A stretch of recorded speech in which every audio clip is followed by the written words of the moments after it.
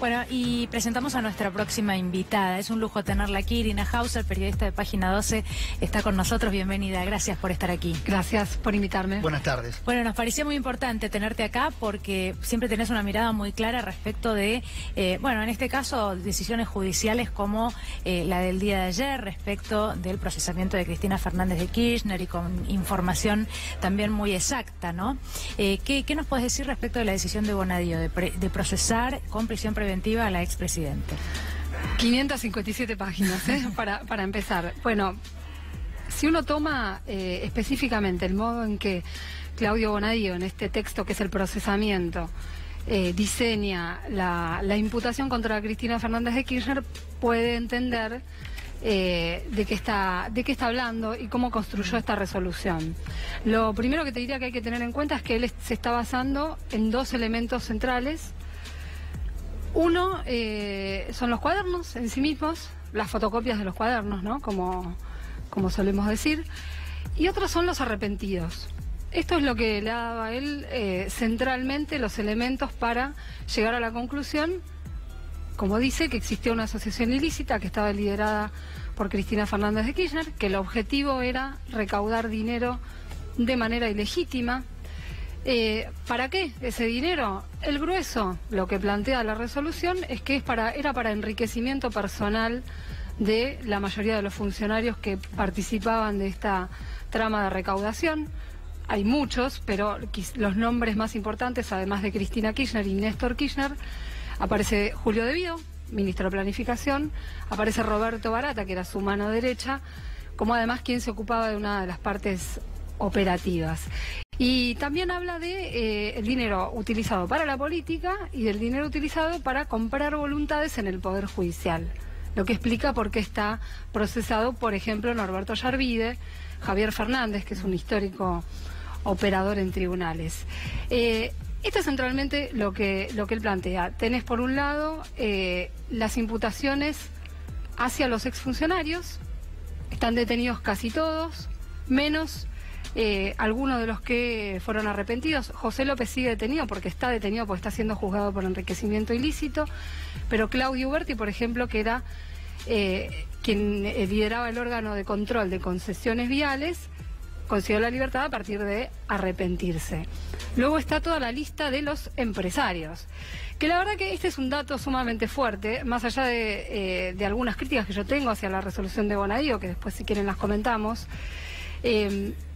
El hecho de que haya 22 empresarios procesados, buena parte de ellos con prisión preventiva, una prisión preventiva que, excepto en 6 casos concretos, que son los que no se arrepintieron, que siguen presos, es una prisión preventiva para todos los demás que queda en suspenso porque les da una excarcelación justamente por haber sido imputados colaboradores con la investigación. Pero el hecho de que un Aldo Roggio, un Carlos Wagner, estén procesados con prisión preventiva en esta causa, sin concretar la prisión preventiva, es un dato muy relevante y novedoso también, ¿no? Porque ahora, han sido los hombres de la obra pública, ¿no? Irina, es una causa que tiene una orfandad probatoria muy grande, ¿no? Bueno, cuando digo que Bonadío construye su resolución en función de las declaraciones de arrepentidos y principalmente de los cuadernos, lo que estoy diciendo es, no tiene pruebas materiales de dónde está el dinero, claro. Por ejemplo, no tiene una ruta de dinero diseñada.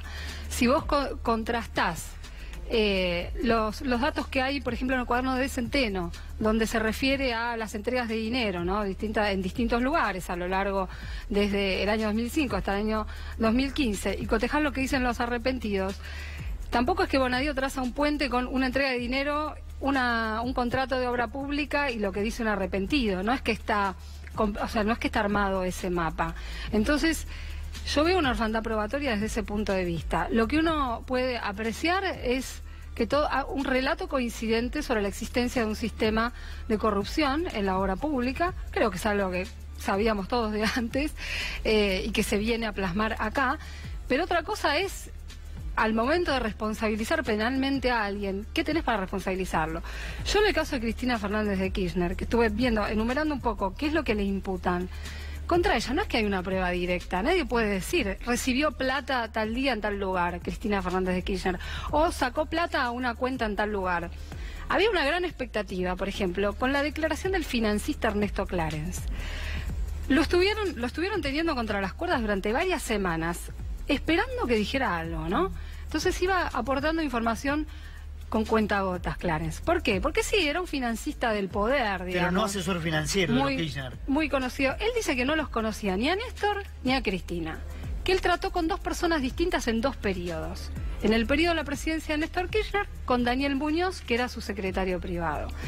Y en la época posterior, con José López, el secretario de Obras Públicas. ¿Qué hacía él, según lo que declara? Él recibía dinero de los empresarios y ese dinero, de ese dinero lo transformaba en dólares y era lo que le terminaba entregando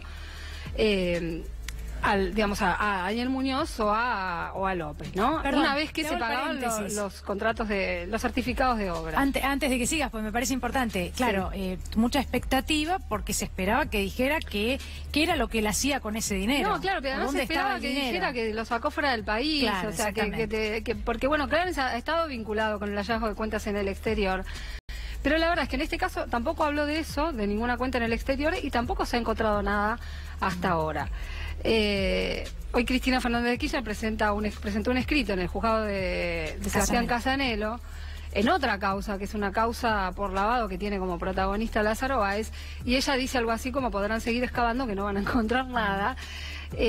Hasta ahora la verdad es que no se ha encontrado nada, y esta es la carencia grave de prueba que yo veo en la causa. Lo que veo es que Bonadío procesa armando toda su imputación en función de esto. En el caso de Cristina Kirchner, por ejemplo, ¿qué dice? ¿No? Para que veamos cómo se construye esto. Dice, 87 veces hubo visitas al departamento de Cristina Fernández de Kirchner en Recoleta y se llevó dinero.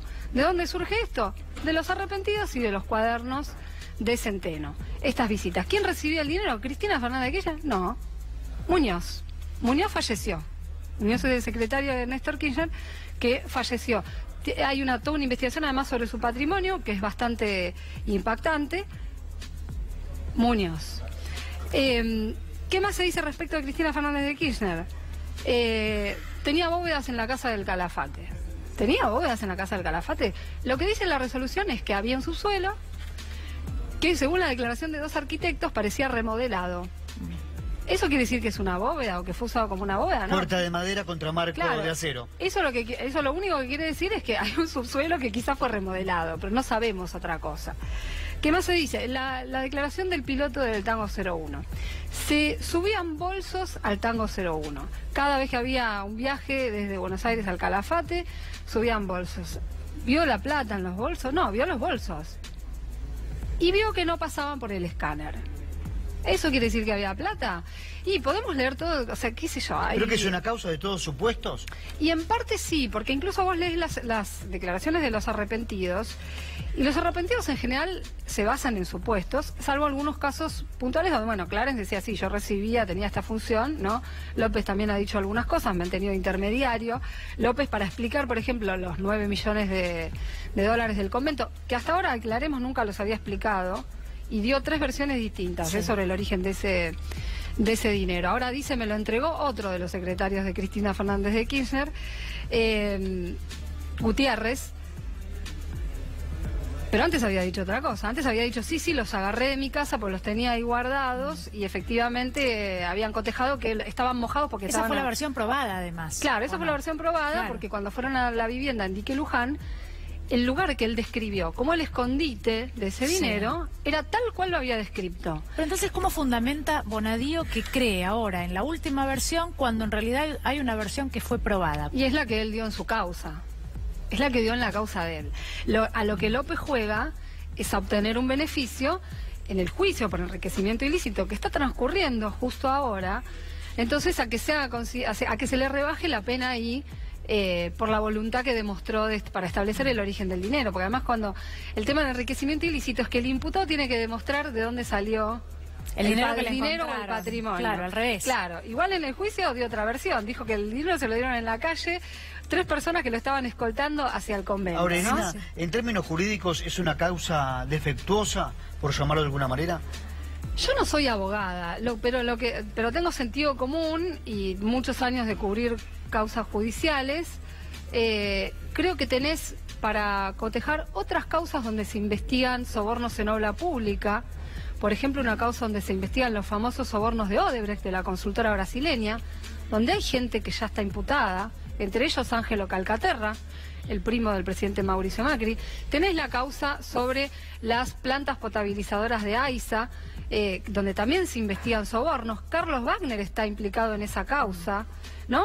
Hay personajes que coinciden, pero el método no ha sido el de te meto preso a vos, empresario, para que me cuentes lo que yo quiero escuchar, sino que han ido construyendo la prueba como se ha hecho siempre habitualmente. La discusión sobre el sistema de arrepentidos es toda una discusión aparte. Vos me decís, ¿es una causa defectuosa?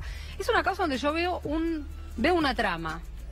No logro ver una responsabilidad directa de las personas implicadas. En algunos casos sí, más que en otras, ¿no? En algunos casos aparecen cotejados llamados, ese tipo de llamados, patentes de autos, reuniones. Sí, por ahí hay personas que están más comprometidas que otras. Bueno, acá incluso hubo denuncias de abogados respecto de la forma en que se llevaba a declarar y se intentaba que declararan muchos de los empresarios en el marco de esta causa, ¿no? Nos quedamos sin tiempo, nos quedaríamos horas charlando con vos. Queremos agradecerte, pero bueno, invitamos a todos los que se hayan quedado con ganas de saber más sobre la causa, que también la lean en página 12. Gracias. Gracias. Gracias. Bien, Dani, nos vamos con Daniel Aprile. Dani, buenas tardes.